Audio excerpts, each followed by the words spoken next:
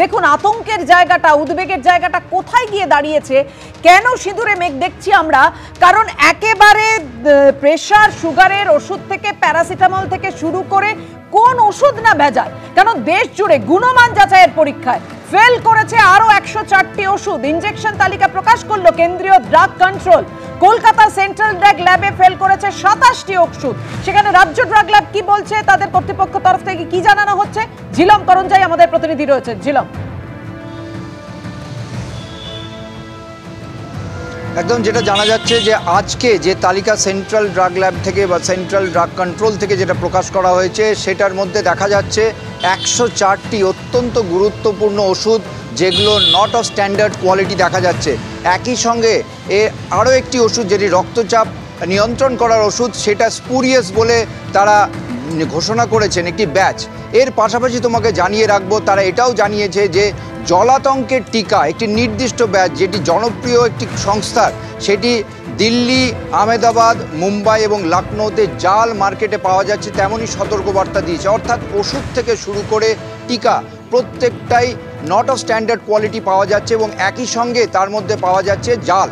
এবং এই বিষয় নিয়ে রাজ্য ড্রাগ কন্ট্রোলের তরফ থেকেও তারা যে অভিযান চালাচ্ছে, তারা যে পরীক্ষা করছেন সেগুলোতেও তারা গত পরশু বিভিন্ন জায়গায় অভিযান চালাচ্ছেন। তাদের বক্তব্য যে অনলাইনে পদ্ধতিতে বা বিভিন্ন জায়গায় বাইরে থেকে যে ওষুধগুলো আসছে হোলসেলারদের মাধ্যম দিয়ে, সেইগুলোতে বিভিন্ন ক্ষেত্রে দেখা যাচ্ছে জাল করা হচ্ছে। কিউআর কোড দিয়ে বিভিন্ন সময় জাল নির্ণীত করা যাচ্ছে। তবে এখন যারা জাল করছেন তারা যে পরিমাণ প্রযুক্তি ব্যবহার করছে তাতে দ্রুত চিহ্নিত করা সম্ভব হচ্ছে না। অনেক ক্ষেত্রে ওষুধগুলো মার্কেটে বিপুল পরিমাণ ছড়িয়ে যাচ্ছে, সেগুলোকে রিকল করতে যথেষ্ট বেগ পেতে হচ্ছে।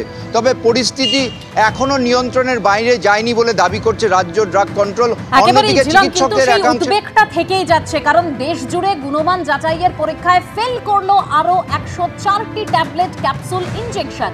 জাল বলে উল্লেখ করা হলো একটি ওষুধকে। তালিকা প্রকাশ করলো কেন্দ্রীয় ড্রাগ কন্ট্রোল। রাজ্যের ল্যাবে ফেল করেছে 27টি ওষুধ। এ নিয়ে আমরা আরো বিস্তারিত আলোচনায় আসবো। অতিথিরা রয়েছেন আমাদের সঙ্গে, তার আগে রাখবো প্রতিবেদন। দেখুন, জাল ওষুধের রমরমার এই সময় আবার প্রকাশিত হলো সেই ভয় ধরানো পরীক্ষার ফল। দেশ জুড়ে গুণমান পরীক্ষায় ফেল করলো আরো 104টি ওষুধ। আবার ফেল করলো পশ্চিমবঙ্গ ফার্মাসিউটিক্যালসের রিঙ্গার ল্যাকটেড স্যালাইনের নমুনা। মানুষের বুকে কাঁপুনি ধরিয়ে আরো গভীর হলো আতঙ্কের ছায়া।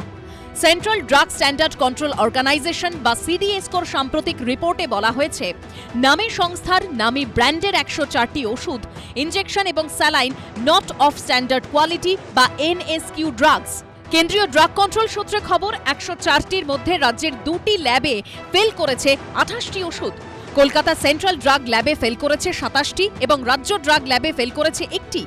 হাওড়ার আমতার জাল ওষুধ কাণ্ডে তদন্তে নেমে রক্তচাপ নিয়ন্ত্রণে রাখার টেলমা এইচ ওষুধটিকে জাল ঘোষণা করে সতর্ক করেছে রাজ্য ড্রাগ কন্ট্রোল। এবারের পরীক্ষায় সেই ওষুধটিকে জাল ঘোষণা করেছে সিডিএসকো। গত ফেব্রুয়ারি মাসে বাজার থেকে এইসব ওষুধের র্যান্ডম স্যাম্পেল সংগ্রহ করে পরীক্ষার জন্য পাঠানো হয়। পরীক্ষার রিপোর্ট শুক্রবার সামনে এনেছে সিডিএসকো।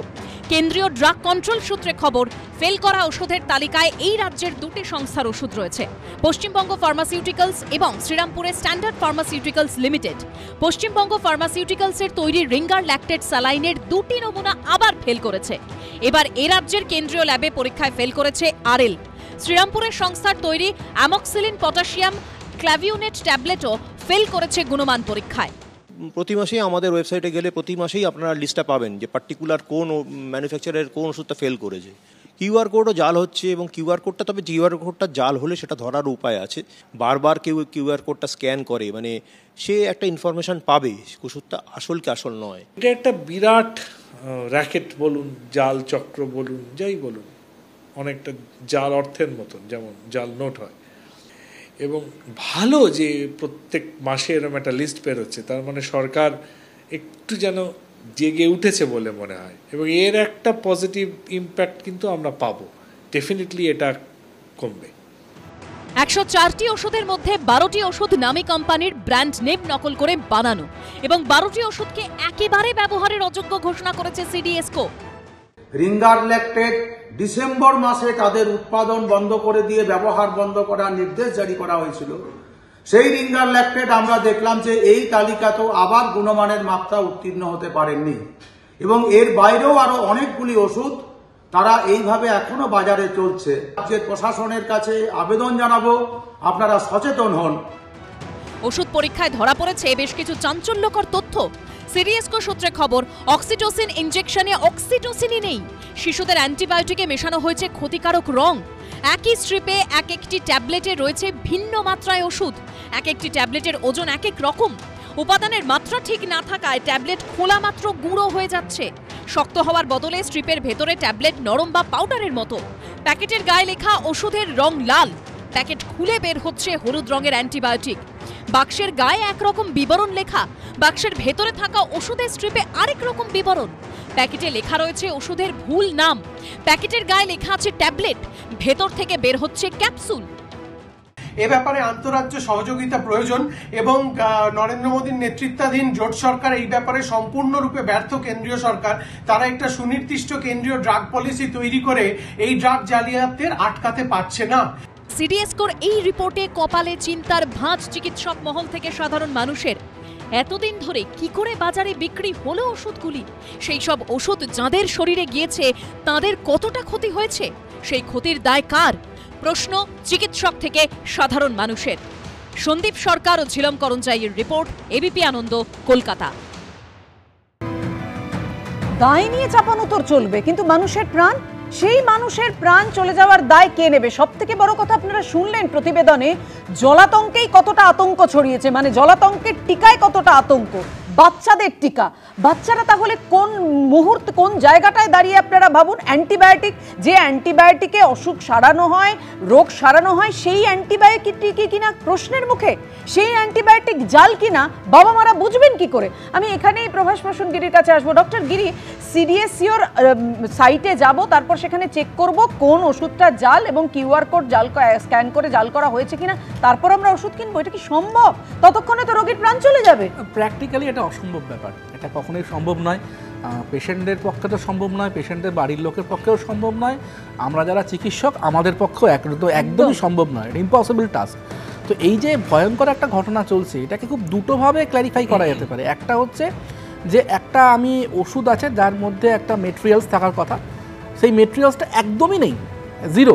সেই মেটেরিয়ালের জায়গায় চকের গুঁড়ো, পাউডার, অন্য কিছু রেখে দেওয়া হয়েছে। কিংবা সেই মেটেরিয়ালসটা আছে কিন্তু মেটেরিয়ালসটা যতটা পরিমাণে থাকার কথা তার থেকে আইদার কম পরিমাণে আছে, কিংবা কম বা সেম পরিমাণে আছে কিন্তু তার গুণমান খারাপ। এই দুভাবেই কিন্তু আমরা দেখতে যে ফেক মেডিসিনস পুরো মার্কেটে ছড়িয়ে গেছে। তো এই জায়গাটাকে যদি আমরা ধরতে না পারি তাহলে আমরা রিসেন্টলি দেখতে পাচ্ছি বহু জায়গাতে আমরা কিন্তু আমাদের মনে হচ্ছে যে আমরা সঠিক সময় সঠিক ওষুধ দিচ্ছি, তা সত্ত্বেও যেই রেসপন্স পাওয়ার কথা, স্পেসিফিক্যালি যারা আইসিইউতে অত্যন্ত ক্রিটিক্যালি সিক, তাদের ক্ষেত্রে যেই রেসপন্স পাওয়ার কথা আমরা কিন্তু সেই রেসপন্স পাচ্ছি না। এই যে থেরাপিউটিক ফেলিওরটা হচ্ছে, এটা কি জাল ওষুধের জন্য? এটা কি নিম্নমানের ওষুধের জন্য? যারা এই নিম্নমানের ওষুধ বা জাল ওষুধ পেয়ে যাদের ক্ষতি হয়ে গেছে, যারা হয়তো মারাও গেছেন, সেটা কে দেখবে? একদমই তাই। এবং সেখানে দেখুন, মানে এই যে আমরা ভাবছি আমার প্রেশার কেন লো প্রেশার, সেটা লোই থেকে যাচ্ছে, আবার কখনো কখনো হাই হয়ে যাচ্ছে। এই প্রেশারের এত ওঠানামা আসলে আমার ওষুধে সেটা কন্ট্রোল করছে না, এবং সেটা জাল ওষুধের ফলেই এটা হচ্ছে। তার মানে এগুলো আমাদের সব কিছু বিষয় এগুলো অধরা থেকে যাচ্ছে, আমরা জানতে পারছি না। এবং আপনি যেটা বললেন, চিকিৎসকরাও বুঝতে পারছেন না, তাহলে উপায় কি? না, একদম এটা খুবই একটা ভয়ঙ্কর জায়গাটা আমরা দাঁড়িয়ে আছি। তো এমনি করলে তো এখন প্রত্যেকটি ওষুধ প্রেসক্রাইব করার সঙ্গে সঙ্গে বাড়ির লোককে বলতে হবে যে আপনার এই অসুখ হয়েছে, এই অসুখের এই সিমটম রয়েছে। ওষুধটা যে নিম্নমানের সেটা বুঝবো কি করে? বোঝাই যাবে না। মানে খুব গ্রসলি যদি বুঝতে পারলাম যে আমি একটা স্ট্রিপ থেকে একটা ওষুধ ট্যাবলেট বের করলাম, যে ট্যাবলেটটা তো একদম গুঁড়ো গুঁড়ো হয়ে গেছে বা একদম ময়েশ্চার লেগে গেছে বা ডিসকালারেশন হয়ে গেছে সেরকম, বা একটা সিরাপ বের করলাম, সিরাপটার সঙ্গে সঙ্গে ডিসকালারেশন হয়ে গেছে, বা একটা পাউডার থাকে সেটার মধ্যে জল গুলে করার সঙ্গে সঙ্গে ডিসকালারেশন হয়ে গেল। এগুলো খুব গ্রস জিনিস, কিন্তু এইগুলো দেখতে পেলে তো এমনিতেই বোঝার উপায় দরকার নেই। এগুলো হতে এমনিতেই বাড়ির লোকেরা এই জিনিসগুলোকে ডিসকার্ড করে দেন। কিন্তু যেটা দেখতে একদম একই রকম, তার মধ্যে কোনো মানে বাইরে থেকে দেখে বোঝার উপায় নেই সেটার মধ্যে কতটা ইনগ্রেডিয়েন্ট আছে কি নেই, আদৌ সেই ইনগ্রেডিয়েন্টটা আছে কি নেই, তো সেটা কী করে বোঝা যাবে? সেটা তো বোঝা সম্ভব নয়। তাহলে প্রত্যেকটা রুগীকে ওষুধ প্রেসক্রাইব করার সঙ্গে সঙ্গে বলে দিতে হবে যে এই ওষুধটা এতদিনে এইভাবে কমানোর কথা, যদি না কমে তাহলে কিন্তু আপনাকে ভাবতে হবে আপনি জালি ওষুধ খাচ্ছেন। তো এটা কি কখনো সম্ভব? এটা কোনোদিনই সম্ভব নয়। এবং খুব ক্রিটিক্যালি সিক পেশেন্টের ক্ষেত্রে এই সময়টুকু তো আমরা পাবো না। আমাদের মনে হচ্ছে এটা খুব খারাপ ইনফেকশন, আমরা একটা মাইক্রোবায়োলজি রিপোর্ট পেয়ে গেছি যে অমুক জীবাণু রয়েছে, হাতে রিপোর্ট চলে এসেছে যে অমুক জীবাণু অমুক অ্যান্টিবায়োটিকে মারা যাবে। আমরা সঠিক ডোজে অ্যান্টিবায়োটিক দিচ্ছি, পেশেন্ট রেসপন্স করছে না। বাড়ির লোকের ক্ষোভ আমাদের উপরে পড়ছে যে আপনি সঠিক করে ভাবে চিকিৎসা করতে পারছেন না। কিন্তু আমিও জানি না যে এই ওষুধটা আমি দিচ্ছি, সেই আমি যেই দোকান থেকে কিনে আনি, যেই কোম্পানিরই দিই না কেন, সেটাতে কতটা মেটেরিয়াল রয়েছে, সেটাতে আদৌ মেটেরিয়াল আছে কি নেই, সেই মেটেরিয়াল আছে নাকি অন্য মেটেরিয়াল আছে, সেটা দিলে কাজ হচ্ছে না, সেটা দিলে আদৌ ক্ষতি হয়ে যাচ্ছে কিনা সেটাও জানি না। ঠিক যেভাবে বলছেন যে আপনারাই বুঝতে পারছেন না কোন ওষুধে কিরকম রয়েছে বা কোন সাইড এফেক্ট কোথায় কখন কিভাবে ধরা পড়বে, মানে স্বাভাবিকভাবে এখানে ডক্টর কৃষ্ণাংশু রয় আমাদের সঙ্গে রয়েছেন, আমি ডক্টর রয়ের কাছে যাব। ডক্টর মানে রায়, একটা বিষয়, মানে আমরা যে ওষুধগুলো খেয়ে ফেলেছি সেগুলো জাল কিনা সেটাও আমরা জানি না, এবং সেই জাল ওষুধ খেয়ে ফেলার ফলে আমাদের কখন গিয়ে শরীরে সাইড এফেক্ট হবে সেটাও আমরা জানি না, মানে পুরোটাই অনিশ্চয়তার মধ্যে আমরা। হ্যাঁ, ঠিক বলেছেন। প্রভাস একসময় আমার ছাত্র ছিল। প্রভাসের যে যুক্তিটা দিল যে থেরাপিউটিক ফেলিয়ার বলে যে কথাটা আছে, অর্থাৎ আমি চিকিৎসা করলাম কিন্তু আমি কোনো ফল পেলাম না, এটার নাম হচ্ছে থেরাপিউটিক ফেলিয়ার। আমরা ডাক্তাররা, চিকিৎসকরা হিসেবে আমরা কিন্তু সেইটা দেখব। ও একটা কথা বলল যে আমাদের কাজ করছে না, গুণমান নেই, কি নেই আমাদের জানার দরকার নেই, আমি রুগীর চিকিৎসা করছি, জ্বর কমছে না। আচ্ছা, এটা হতে পারে একটা ক্রনিক ডিজিজে সম্ভব, কিন্তু একটা অ্যাকিউট, ও হচ্ছে ইন্টেন্সিভ কেয়ার ইউনিটের একজন চিকিৎসক, এবং ও দেখছে যে একটা ওষুধ যদি কাজ না করে, মুহূর্তের মধ্যে যদি কাজ না করে বা মিনিটের মধ্যে না করে, তার যান বাঁচানো যাবে না। এবং এই যে থেরাপিউটিক ফেলিয়ার, এর কারণটা কিন্তু অনেক দূর। টেকনোলজি যত অ্যাডভান্সড হয়েছে, মানে খারাপ কথায় বলা যায় জালিবাজিও তত অ্যাডভান্সড হয়েছে। এর পেছনে কিন্তু অনেকগুলো কারণ আছে। একটা হচ্ছে যে যারা এটা প্রস্তুতকারক সংস্থা, দেখে নিতে হবে তাদের গুড ম্যানুফ্যাকচারিং প্র্যাকটিস লাইসেন্স আছে কিনা, কারণ এটা এখন ম্যান্ডেটরি প্রত্যেকটা কোম্পানির। কিন্তু আমি ড্রাগ কন্ট্রোলার যখন ছিলাম 20 বছর আগে আজ থেকে, তখন থেকেই কিন্তু এটা চালু হয়, সেটা দেখে নেওয়ার ব্যাপার আছে। Good manufacturing practice, GMP। আচ্ছা, এইবারে ভিন্ন স্টেট থেকে আসছে, আমাদের তো কোনো জায়গা নেই সেটা দেখবার, সেটা দেখতে হবে। স্টেটের ভেতরেও আমি দেখতে পাচ্ছি যে 2-3টে কোম্পানি, একটা যে কোম্পানি বললো সে তো স্বাধীনতার আগেকার তৈরি কোম্পানি, স্ট্যান্ডার্ড ফার্মাসিউটিক্যালস। এ তো চমকপ্রদ ব্যাপার যে তাদেরও পটাশিয়াম ক্লাভিউলিনেট, অ্যামক্সিসিলিন তাদের গণ্ডগোল হচ্ছে, ইত্যাদি ইত্যাদি। এটা তো খুব চিন্তার কথা। তাহলে এই 2 হচ্ছে এই যে অনলাইন অর্ডার, এই অনলাইন অর্ডারের ব্যাপারটা কিন্তু ভাবতে হবে। এখানেও কিন্তু কিছু একটা ব্যাপার হচ্ছে। আমরা যখন গভর্নমেন্টে ছিলাম তখন একটা কমিটি হয়েছিল যারা ফেয়ার প্রাইস মেডিসিন শপ প্রত্যেকটা মেডিকেল কলেজ, বড় বড় হাসপাতালে তৈরি করেছিল। তখন আমরা যারা ভেন্ডার সিলেকশন করতে গেছিলাম, দেখলাম এত তারা ছাড় দিচ্ছে, 50%, 60%।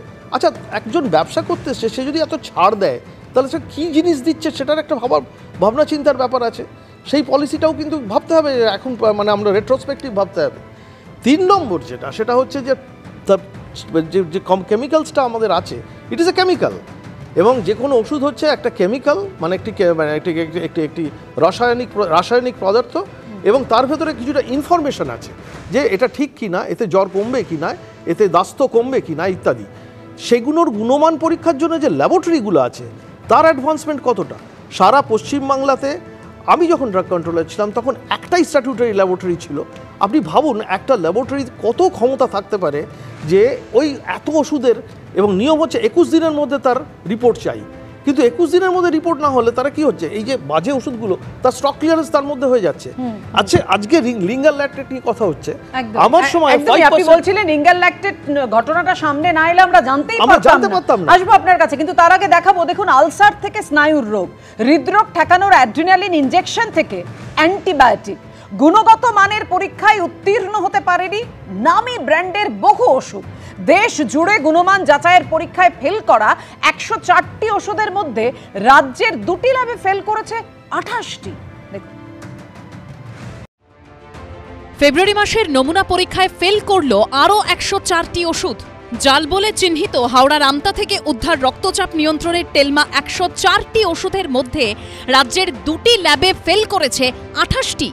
কলকাতায় অবস্থিত কেন্দ্রীয় ল্যাব এবং রাজ্য ড্রাগ ল্যাবে যে ওষুধগুলি ফেল করেছে সেগুলির মধ্যে উল্লেখযোগ্য হল পেটের আলসারের ওষুধ, স্নায়ুর রোগ, সিজোফ্রেনিয়া, হ্যালুসিনেশনস, ডেলিউশনসের injection, ringer lactate saline, phenyl, cough syrup, হৃদরোগ ঠেকাতে ব্যবহৃত অ্যাড্রিনালিন ইনজেকশন, হাঁপানি এবং ফুসফুসের সমস্যায় ব্যবহৃত ইনজেকশন, অস্ত্রোপচারের আগে রোগীকে অবশ করতে ব্যবহৃত অ্যানাস্থেশিয়া ইনজেকশন, ব্যাকটেরিয়া সংক্রমণ, রেচনতন্ত্রের সংক্রমণ, নিউমোনিয়া প্রতিরোধী ইনজেকশন, চোখের ড্রপ, ব্যথা কমানোর ট্যাবলেট, অ্যান্টিবায়োটিক, খিঁচুনি কমানোর ইনজেকশন, ভিটামিন এবং ক্যালসিয়াম ট্যাবলেট, ডায়াবেটিস কমাতে ব্যবহৃত ইনজেকশন, কেমোথেরাপি ইনজেকশন, যৌন শক্তি বর্ধক ক্যাপসুল।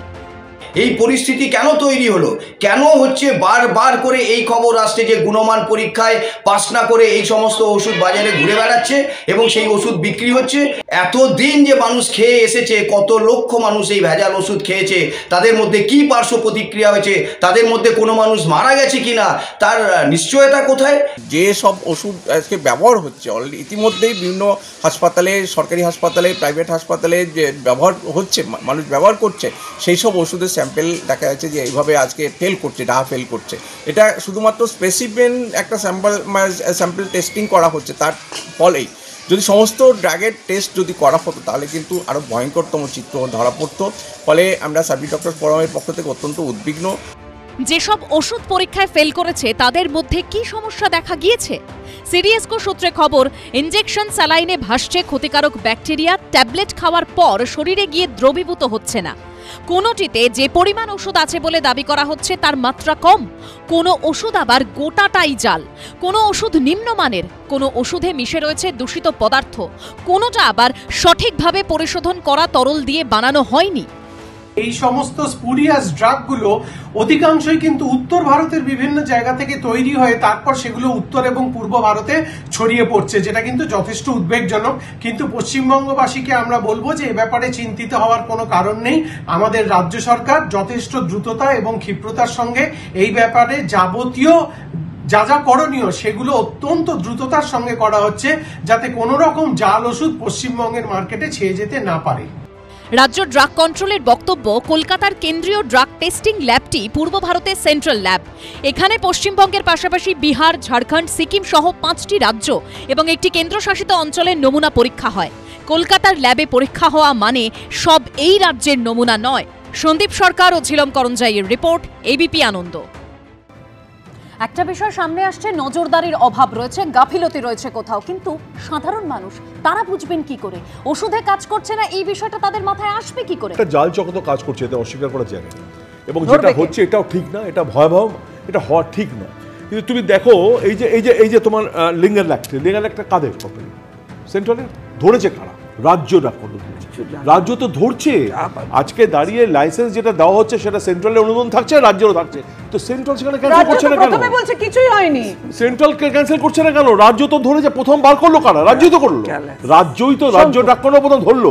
আজকে দাঁড়িয়ে এসব বলে তো লাভ নেই। সুতরাং সেন্ট্রাল তার দায় আনতে পারে না, সেন্ট্রাল তার দায় নিতে হবে। রাহুল্লাহ শেষ করবে। আচ্ছা স্যার, এক সেকেন্ড। প্রথম কথা হচ্ছে, সবার আগে হচ্ছে পাবলিক ইন্টারেস্ট। এই কেসে আমি মনে করব যে শাসক দল রাজনীতিটা 5 মিনিটের জন্য বাইরে রাখবেন। আমার প্রশ্ন যে এখানে প্রশাসনের এনফোর্সমেন্ট ডিপার্টমেন্ট বলে একটা ডিপার্টমেন্ট আছে, ল এনফোর্সিং এজেন্সি, প্রত্যেক পুলিশের আছে। তাদের সাথে ড্রাগ কন্ট্রোলের জয়েন্ট অপারেশন যত বাড়াবেন, যত ওষুধ দোকানগুলোতে চেকিং শুরু হবে, যত এই ধরনের যারা ব্যবসা করছেন এক সেকেন্ড তাদেরকে ট্র্যাক করবেন, তাতে সেন্ট্রালও ইনভলভ হবে নিশ্চয়ই। শুনুন না, এটা সেন্ট্রাল করতে পারে না, জুরিসডিকশন আপনার। শুনুন, যত করবেন আমি একটা কথা বলছি, কেন্দ্র এই দায় চাপানো করে মানুষের কথা ভাবতে হবে। এই যে শুরুতে বলেছিলাম যে রাজনীতি করতে গিয়ে যেন মানুষের প্রাণ নিয়ে ছিনিমিনি খেলা না হয়। আমি ডক্টর গিরির কাছে আসবো। ডক্টর গিরি, মানে অভিযান চলছে, তল্লাশি চলছে, সমস্ত কিছু নমুনা খতিয়ে দেখা হচ্ছে, সব হচ্ছে, কিন্তু এত দেরিতে হচ্ছে কেন? এই একটা প্রশ্ন তো অবশ্যই থাকছে। কিন্তু তার পাশাপাশি সাধারণ মানুষ তারা কি করে বুঝবেন ওষুধের দোকানে গিয়ে কোন জাল ওষুধ কিনছেন না ঠিক ওষুধ কিনছেন? এবং এটা তো বোঝা কোনো মতেই সম্ভব নয়, একদমই সম্ভব। কিন্তু ডক্টর গিরি, সাইড এফেক্ট কি কোনোভাবে একদম ওষুধ কেনার পর সেই জায়গায় বোঝা সম্ভব আছে কি সাধারণ মানুষের? ডেফিনেটলি। প্রথম কথা যেটা আমি আগেও বলেছি, যদি আমি ওষুধটা কেনার পরে দেখি সেটা গ্রসলি ডিসফিগার্ড হয়ে গেছে, ডিসকালারেশনস হয়ে গেছে, যেরকম কনসিস্টেন্সি থাকার কথা সেরকম কনসিস্টেন্সি নেই, তাহলে ভাবতে হবে।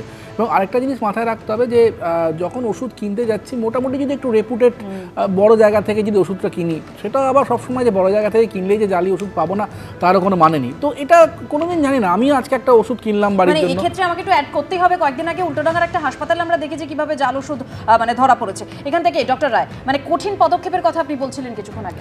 না, কঠিন পদক্ষেপ মানে বলছে যেটা আমি বলতে চাইছি যে ড্রাগস অ্যান্ড কসমেটিক্স অ্যাক্ট 1940, তারপরে অ্যামেন্ডমেন্ট অনেক হয়েছে, তাতে কিন্তু অনেক আইন আছে যে আইনের ভেতরে এমন সমস্ত ক্ষমতা দেওয়া আছে রাজ্য বা কেন্দ্রীয় ড্রাগ কন্ট্রোল। যে ল্যাবে টেস্টিং হচ্ছে সেই ল্যাবই যদি নিধিরাম সর্দার হয় তাহলে না, সেই ল্যাবকেও কিন্তু আমি করতে পারি, আমি প্রসিকিউট করতে পারি।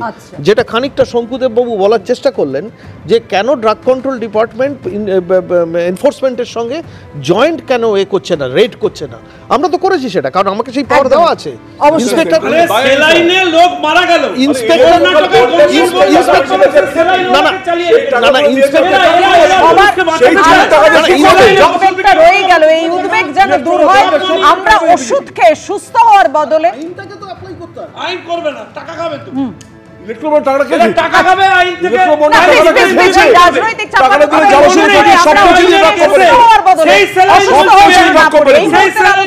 আজকে সরগরম প্লাস এখানেই শেষ করছে। অন্যান্য সমস্ত খবরের জন্য আপনাদের নজর থাক ABPN।